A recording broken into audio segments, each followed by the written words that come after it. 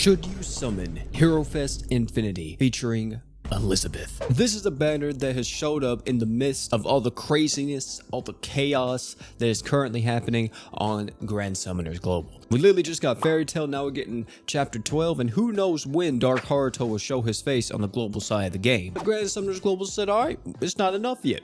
We're dropping Elizabeth too. And the banner that she actually released on isn't that bad, but it's also not the greatest. Either way though, it's time to discuss whether or not this banner is worth her crystals or not. This banner features Elizabeth, Noelle, Dark Mars X, and Doki. Only 4 units. Pretty solid. Let's talk about Elizabeth. Of course, she is the newest unit to come out. She's going to be the star of the show, and she's probably going to be the one that you're wanting to summon for the most if you are planning on summoning on this banner at all. And Elizabeth is all about reducing enemies' damage and increasing the damage that they actually take. With her skill, she's able to reduce the enemy's damage. With her art, she's actually able to reduce the enemy's status element resistances, which is really nice because it ties into the true art, Stray Souls. This thing has a 60% chance of inflicting disease, and it also will increase the damage that you deal to enemies by 50% for 15 seconds. But wait, there's more. If enemy is diseased with this true art, you reduce the enemy's magic resistance by 50% for 15 seconds as well. So this is a huge damage increase. If you actually get everything to go off with the true art, with the skill, all that type of stuff, you're going to be seeing some massive numbers. Of course, there is more to Elizabeth. She has passives and a true weapon, just like most units, but still.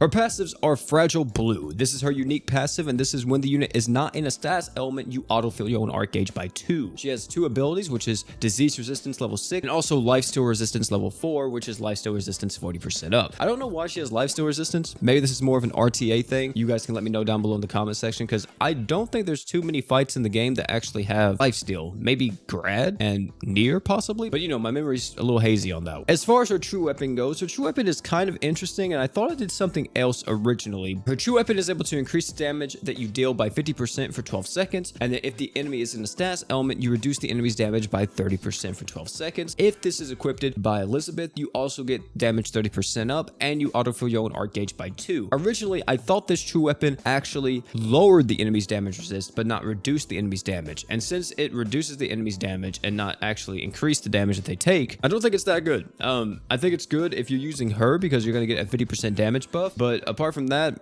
yeah, I don't think that you're going to be using this too much. So how do I feel about Elizabeth? I think that if you don't have Melty and you wanted someone with a 50% damage resist down on a true art, technically Elizabeth can do that, but her slots unfortunately don't offer the same thing that Melty offers because Melty does have a 5-star support. I think though still that Elizabeth's going to have a unique spot in the meta. I think that there is going to be some nuke comps that come out that use her. Of course, more so I think magic nuke comps than anything. As far as her being the main nuker, I don't think you're going to be using her for that, but I think you're definitely going to be using her as kind of like that last unit whenever you don't have anybody else to increase your damage just a little bit more. And she is also a disease unit, which is a unique niche because there's not too many in the game. As for her banner mates, we got some okay characters here. We got the boy Dark Mars X. I think the problem with Dark Mars X now is that there's really not too many fights to use him in, but I feel like nowadays with like his gimmick of reducing the enemy's crit resist, most people are going to be using Joker Celia. By the way, I have no idea why we call her Joker Celia. This is clearly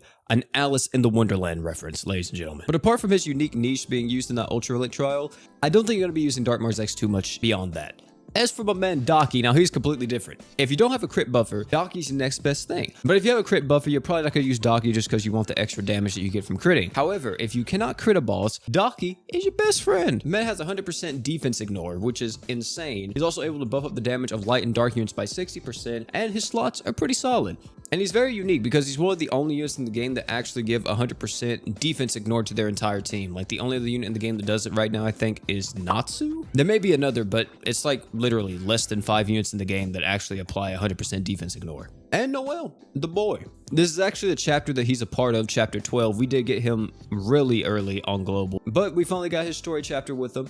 And Noelle is, I don't know, I think he's a cool unit. I know that a lot of people that use him really like his gimmick most of the time, especially being able to stack vectors into the enemy with your skill. And then once you stack enough vectors, you use his true art, and then you deal like just insane amounts of damage based on the number of vectors you have in the enemy. But after that, your vectors actually reset once you use your true art. So that is kind of like like annoying that you have to like restack it. Plus the skill's on a 10-second cooldown. And by the way, that's the only thing that actually applies the vectors onto the enemy. So if you don't have that up, then you're not going to actually get any increases into your true art damage multiplier. And I think for the most part, a lot of people would just rather use someone else. If they're going to use a ramping damage dealer, you know, why not just use Batiste at that point? You know, you just have to ramp once, and then after that, you don't have to worry anymore. Why don't you use someone like Darkcilia? You know, any of the ramping damage dealers. Why use Noelle and then have to constantly reset and then get back up to that point? However, I will say one thing that's good about Noelle, his true weapons are really good. And to be honest, I think more so out of anything from this like entire batch is that the true weapons that these guys give from the Great Awakening banner may be better than the actual banner themselves, because both of Noelle's true weapons are in here and both are really good. One is able to buff up your physical damage by 60% if you have 80% or more HP, and then the other one, which is True Velocity, is one of the best equips of the entire game for light nuking, especially if you use someone like Saitama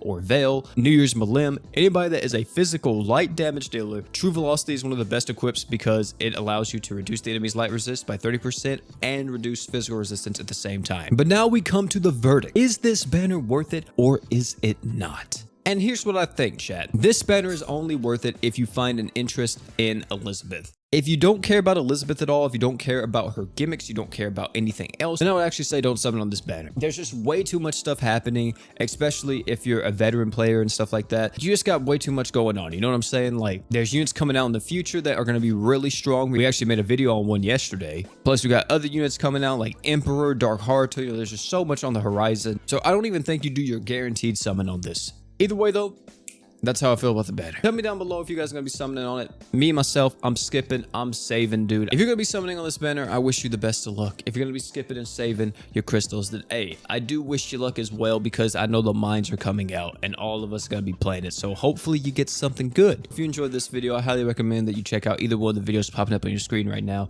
Great Grand Summoners content. Guarantee you'll love them if you enjoyed this one. And oh yeah, before you leave, don't forget to drink water.